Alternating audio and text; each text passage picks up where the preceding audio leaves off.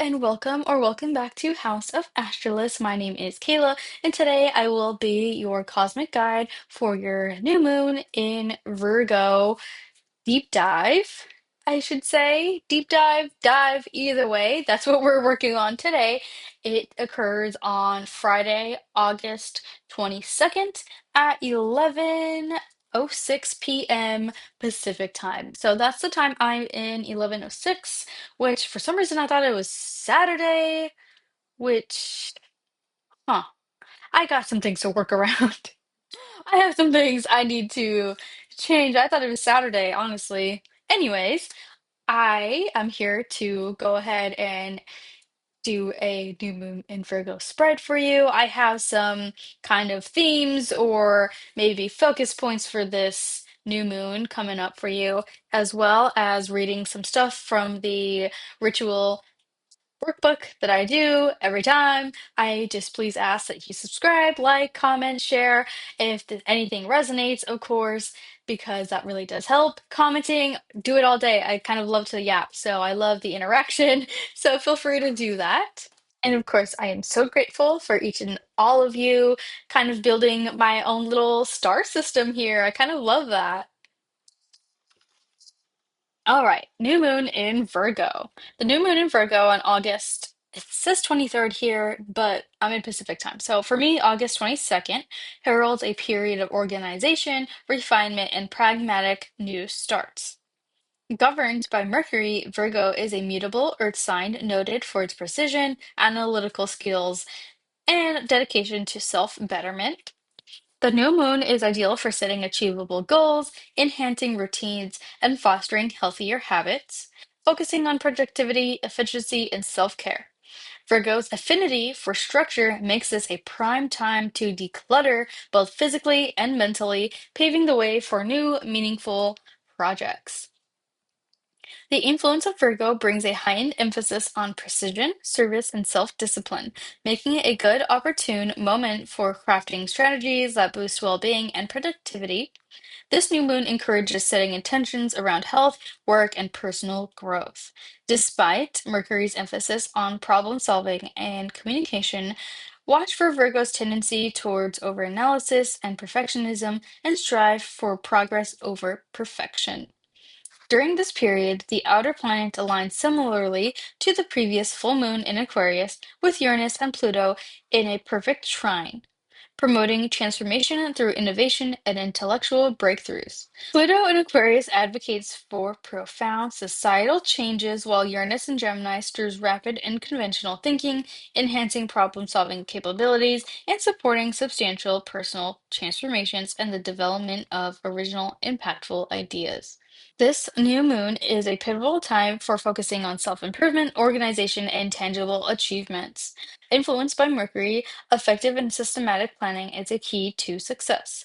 The Venus-Uranus square calls for adaptability in personal and financial relationships, while the opposition of Mars and Chiron highlights the need for healing through balanced assertiveness. With transformative backing from Pluto and Uranus, this is an excellent opportunity to embrace structured change. Overall, this new moon invites you to refine your daily habits, release self-criticism, and create sustainable improvements. By setting clear intentions and embracing both logic and intuition, you can build a foundation for long-term success. I know that was a lot, honestly. I kind of disassociated a little bit there, so feel free to go back and re-listen. But this is just saying there's lots of other planets making aspects with this new moon, so it's a great period for, like I said, rapid change and societal changes. So love that. Rapid thinking, unconventional thinking. Hell yeah, we need it. So to get us started, I have the spread here. Oh, yes, I need to get into these. So this is 35 Lords of the Records, which this has come up on the channel before. The archive of your soul information is open and ready for you to access. You can now align more deeply with your soul purpose. Ooh, I really, really like this with how I was talking about societal change, rapid and unconventional thinking. Because now, with all these changes, oh, these even kind of look like planets. Obviously, they're round disks, of course, but just them making aspects to each other and giving the opportunity for us to have these changes and these new pivotal moments in our lives with the new moon, of course, and set your intentions. So, okay. And these, like I mentioned, were focus points, maybe themes that come up. We have 18 return and 45 ascendancy. So it's like once we ascend, once we grow, once we have these changes, we can now return and maybe have a different outlook, return to the things that might have held us back before, return to our old goals, our old intentions, and see how maybe they don't align or fit with this new version of ourselves, and that's okay too. But either way, it's like reaching this high point and changing, and then having to come back and return, not the same person. And that's okay too. We need these changes. But that doesn't mean everything will change, if that makes sense. Like, we will change things, but maybe our environment won't physically change. Obviously, the energy might, but it's about coming back and grounding, even like grounding after that ascension and being able to really just maybe live more comfortably, I heard, be more content now because you've ascended. Oh, okay. Also, with the soul purpose, it's like ascending, maybe realizing your soul purpose here, and then still having to return to your daily life because maybe your soul purpose doesn't mean you have to change every single thing, but it gives you the opportunity to see what's out there and return knowing that you can make changes and you can live your purpose, however that looks like for you. First question is where in your life do you need to focus on creating more structure and organization? I, you didn't see it because I cut this out, but I flashed the damn card onto the camera and I definitely can't show this on YouTube. But it's the, let's see if I can do it this way. Six of Cups. And I'm seeing this as literally the structure, right, of the hold on. Okay. What about this? Does that work?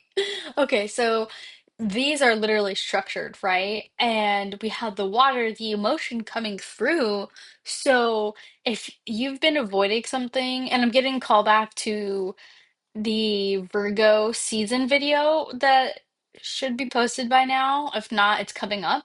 But it's about not avoiding things anymore, not taking the temptation to avoid and just bypass things. You have to create some emotional openness and let them come out so you can organize them, create structure. Because if you let things just build and build and build, then something is going to erupt in a way you would rather not, maybe an overreaction, or things just bubble up to the top and then they're going to come out whether you let it or you want it to or not. So with this, it's really getting emotionally organized. If you have to see a therapist for that, if you have to do some shadow work, gotta do what you gotta do, but you have to do something so that it doesn't bubble up to the top and you just are a mess everywhere. Create structured. If you have to create structured crying times, do that. There's nothing wrong with that. Your body needs to release those tears. It needs to happen. What new health or self-care practice should you focus on to improve your well-being? We've got the devil here. And of course, this is letting go of the things that hold you back. So if you know something isn't aligning or providing to your well-being, then you have to let it go. It's like the people here on this card, they're free, but they're kind of still deciding, do I go? Is this being going to trap me again if I stay?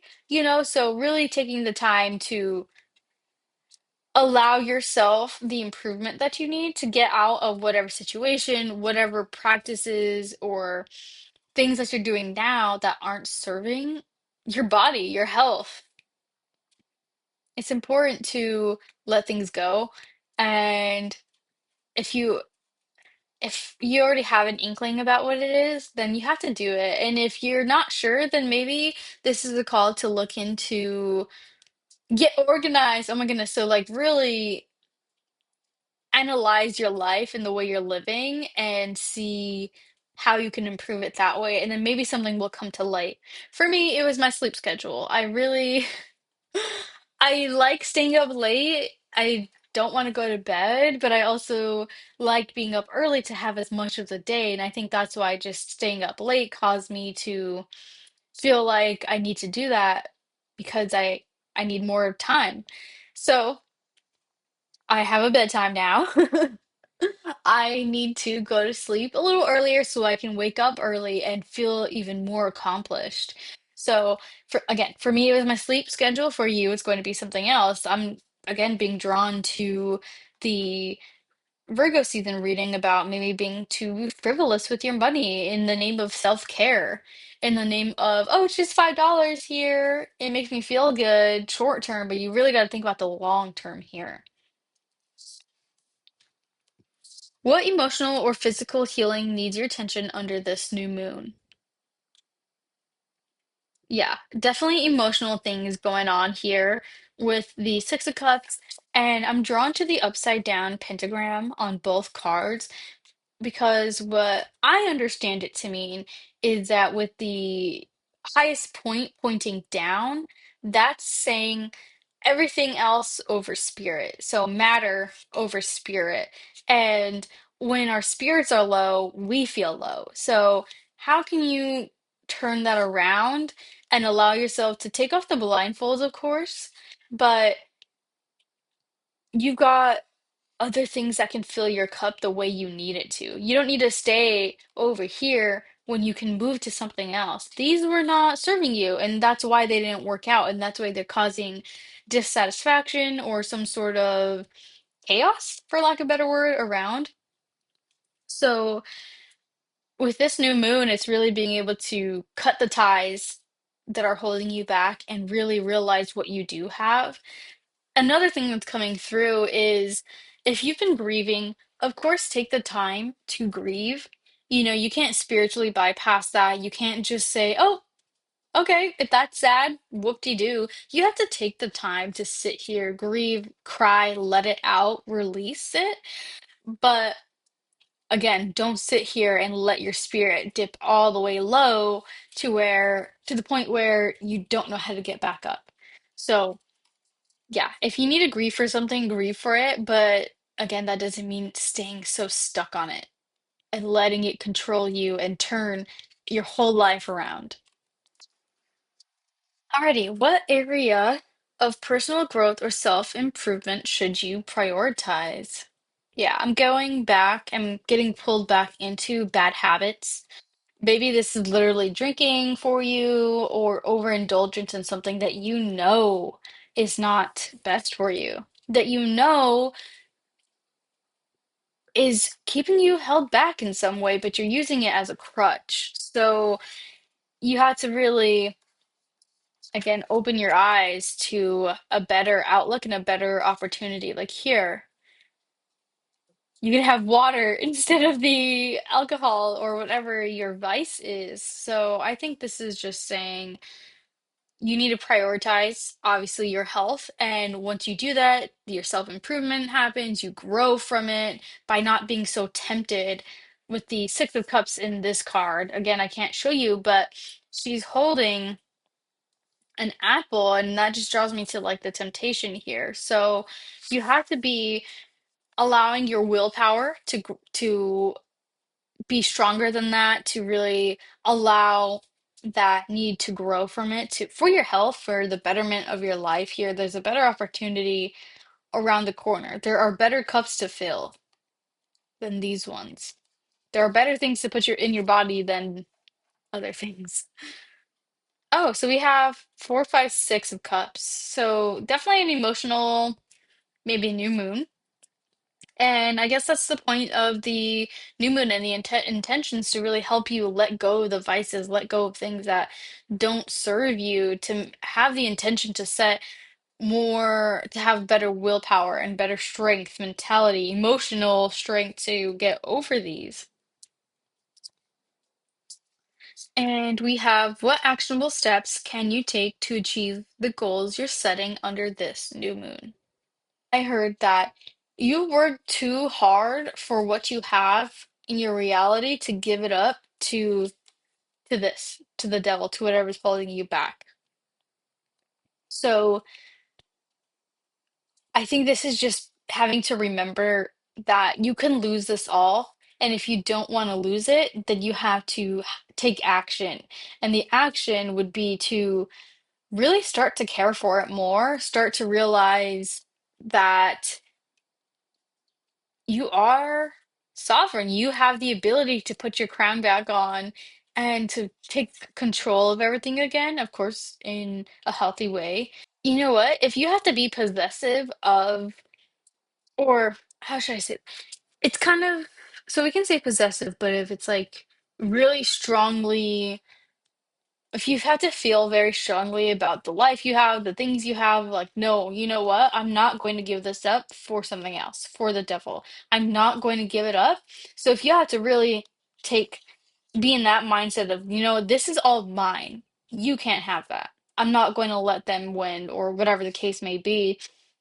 It's really having that strong hold on what you feel is best. And the Pentacles talk about health as well. So if you really are going to prioritize something, you have to prioritize what is healthy for you, what is going to keep you stable and give you a better life in the long run.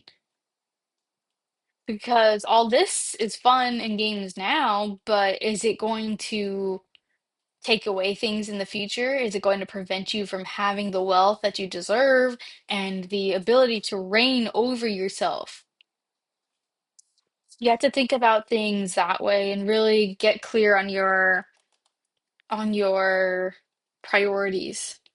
So, the actionable step for achieving your goals that you're setting is to just get so serious about it and not allow yourself to give up what you need, what you have built, if it serves you, of course, just because of a vice or just because of some toxic things, some emotional things here. So really get serious about it. Get so serious. And if you had to be alone in it, if you're not going to allow other people to be in your space who are maybe partaking in the vices that you are trying to get over, or you feel like it's just a toxic environment, you have the right to do that. This is your world, your inner world. You have to make sure that you are living for yourself and not allowing other people to dictate it if it's not serving you.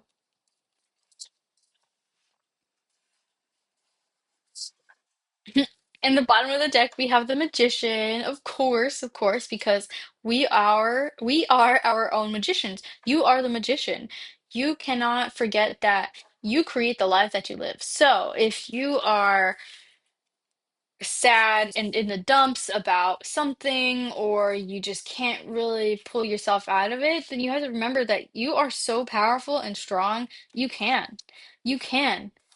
You can rule over yourself. You can rule over the things in your life, and you can get yourself out of the chains that bind you. You have the power. So it's your choice. You can either stay or you can make something else happen.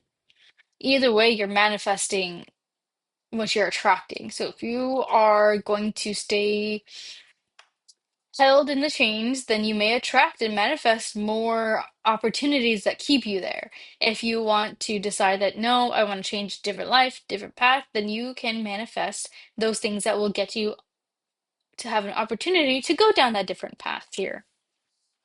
Either way, you create it yourself. So it can go in a more positive direction for yourself, or it can go in a more negative direction. It's up to you, and it's all about co-creation. You have the choice. I also wanted to get a card from the in tuition deck that I have. I'm going to start to try using it a little more often. I think it's really helpful, especially as like a last action step, leave you with something that you feel is tangible enough to work on or keep an eye out for, especially with heavier reading like this. It's like, okay, yeah, I know I'm the magician. I have it all to myself, or I can create the life I want. But maybe there's some disconnect between yourself and your body, your intuition there, and really getting in tune with your body and intuition is important because that really does help you live a more aligned life, maybe even easier life here. So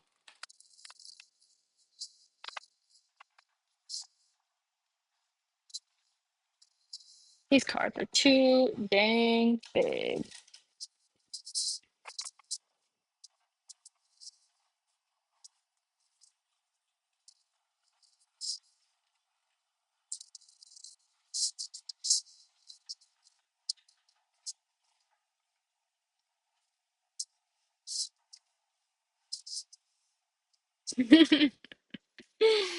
Yes, definitely needed. Number 36, develop healthy routines. Your mystical's abilities flourish when your earthly life is orderly, practical, and predictable. Healthy daily, weekly, monthly, and seasonal routines calm your sensitive nervous system, making it easier to tune into your intuition. Which healthy eating, exercising, resting, playing, spiritual relationship, and work routines can you lead into, update, or adjust to support your sixth sense? Yeah, so if you feel closed off or disconnected, it's because maybe there are some bad habits. It's being avoidant, it's filling up your life with overindulgence in any substance, food, whatever it may be, you're clogging the opportunity and the ability to receive messages or receive your intuition. You're so it's like if you're doing something to forget or disassociate, then of course you're not going to be in tune with your body because you don't know what it feels like because you're going to try to use substances or anything else to not feel. So it's really about getting healthy so that you can feel and work that up. So this is your new moon in Virgo spread. I do hope it is healing, and I hope you are able to set the best intentions for yourself and get over whatever is keeping you chained up. If this resonated at all, of course, please again like, subscribe, share, comment, whatever, anything helps this channel as it grows, as we receive more stars in this system. So thank you again so much. I can't wait to read for you again next time. Keep an eye out because I have the month ahead coming up. I have another reading to post that I've been saving for a while since before I even moved. So it's going to look a little different. But yes, thank you again so much, and I will see you next time.